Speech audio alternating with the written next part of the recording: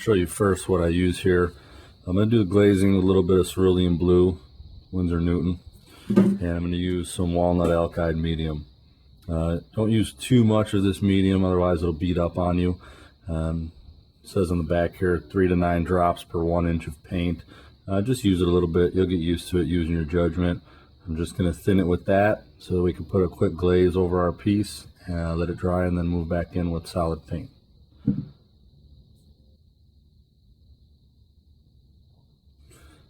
Alright, let me show you how we mix this together here. The area we're covering isn't too huge, so I'm just going to take a little bit of paint there. We don't need too much. And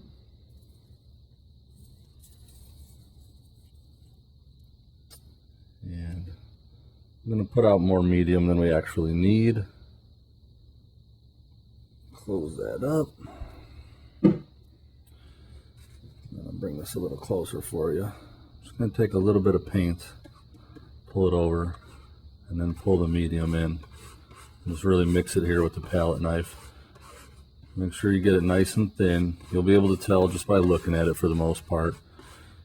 You can always compare it right here next to your tube color so you can really tell the difference. And just use your judgment. Get it nice and thin, make sure you mix it pretty well. And you see I didn't mix too much here because we really don't need that much for the piece that we're working on right now. Just make sure you get it good, flatten it out, make sure it's nice and thin. You can see you still have some opaque, a little more opaque paint in there. Keep mixing it up till it's good to go. Again, try it next to your tube paint. It may be kind of hard to see on camera, but this is much thicker here than how thin this is. So I think we're good to go. Set that down, clean off my palette knife here, and we'll be good to go with our first glaze base color.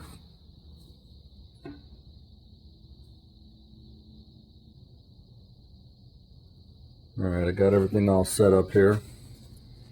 I'll try to hold this up for you. You can see how runny that glaze is that we made. Okay, so I'm using a fairly soft brush here. It's a Winsor Newton Monarch filbert brush. It's got enough spring to it, but it's soft enough to where we could really lay this glaze in here. So you see, I'm going to test it here in an area that doesn't matter too much to see how much it's going to cover. I want to make sure it doesn't cover all my sketch lines that I have in here. So from here, I'm just going to go in and keep going. And we could definitely use a larger brush if we wanted. I started out with something a little smaller just in case it was the mixture was off a little bit and I needed to switch out. But for the most part, I'm just going through the whole piece. You can see I'm just laying it all the way through. Just making sure I get everything in there.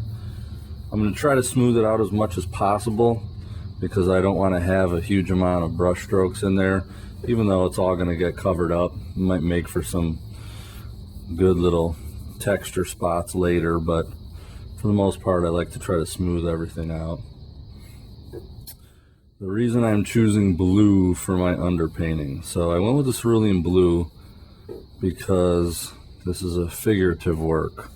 So I always try to glaze contrasting base underpaintings for my work. So for my figurative work, depending on what I'm doing, I'll usually either go with a blue or a green underpainting. And you know, from everything I've read, your best bet is to always go contrasting because it helps later on when you're laying in your lights and your darks. And you know, go to Google, read up on it. You can read a million different things that go for both contrasting. A lot of websites will tell you to go with the grisaille underpainting where you're just all monochromatic, black and white. You know, decide what you like doing. I've tried a little bit of everything, and so far I have to say that I think I get the best results when I glaze the complementary underpainting. So the other thing with the blues and greens on figurative work specifically is that it tends to dull over pinking. So obviously, you know, you're going to mix your own flesh tones, and a lot of times those flesh tones tend to get really, really pinky. So I absolutely do believe and agree with the words out there that say, you know, it dulls the over pinking, because I have definitely seen that happen. So it's just something that I've gotten comfortable with, and that's where I'm going. And you know, something else might work for you a little bit better. I highly, highly encourage you to try different things, go make a bunch of mistakes, get aggravated, start a piece, throw it out, gesso over it, do whatever. Just go out there and learn for yourself. You know, what works for me may not necessarily work for you. I've seen a lot of artists do other things that I just thought were crazy and that still don't work for me even to this day, but I've taken the time to try to get my own process going, and it's forever evolving. By no means do I get stuck to something and stay there. You know, I'm constantly reading up on stuff, constantly paying attention to you know, other YouTube videos, other interviews with artists, anything I can get my hands on, and just trying new things. I love the age we're in where we all get to see so many videos like this and so many other people that really want to share their knowledge. Whereas, you know, when I was a little younger, didn't really have that option. You had to wait for an interview in a magazine or something like that, and you obviously looked forward to it, but man, knowledge is power, as they say, and information is so much more readily available now that if you want to learn something, you can do it. Just can't be lazy, man. Laziness is death. You see, I'm coming up as close as I can to these edges here. My background that I painted a couple of days ago is still fairly wet in some spots. So I'm trying to get as close to it as possible without going that far into it, because there's some very opaque layers in that background, and I'll start dragging that into my foreground image of the figure. If I do it a little bit, it's no problem, but I want to try to avoid doing it until I get to the very end of the piece. That way, if I need to go back in toward the center of the figure or anything, I won't be pulling too much of that opaque paint back in. So I'm just going to do my best. And even with the underpainting, if I miss a spot here and there, no big deal. I try my best to get to these edges, but if I miss something, it's not going to be a huge ordeal.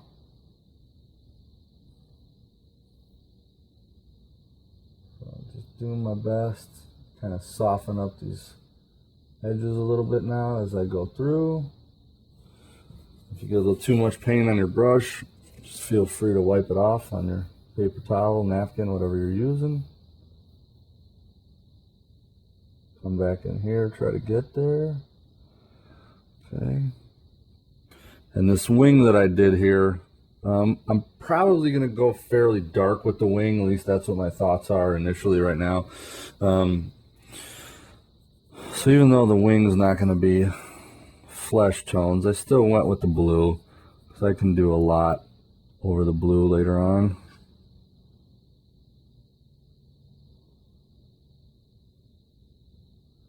And you see I'm really softening up these edges here, kind of bringing it in more than I initially planned to, but that's okay, because that'll just help me build it out later. It's kind of making it a little more seamless, help me get rid of those hard stop areas. And I'll just double check, see what else I got, see if there's anything I missed real quick before we're done. Try to sure up those spots. For the most part, our brush strokes are gone. There's a couple in here. This here is going to be the big horn. If you wanted to, you know, you could even dab in some texture, you know. All this is going to get painted over, but it certainly won't hurt. You know, dab in some darks where your darks are going to be. Add to it whatever you want. You can be smooth, you can be rough. Like I said, play around, see what works for you. Just making sure I got a decent layer on there. And this Walnut Alkyd Medium, it's made by M. Graham. It will dry pretty fast. So you can let it sit for a little while and then you can get back in there pretty fast. So that's where I'm going to leave it for now. I'll let it dry, and then my next video, I'll shoot my next layers. I'm going to try to film this whole painting, mostly start to finish. I didn't film the background layer, but didn't miss too much on that. So I'm going to try to film the rest of it to finish, and we'll go from there. I really appreciate you watching. Please subscribe, like, share, and you can find me on Instagram at Ken Carrano or on my website, kencarrano.com.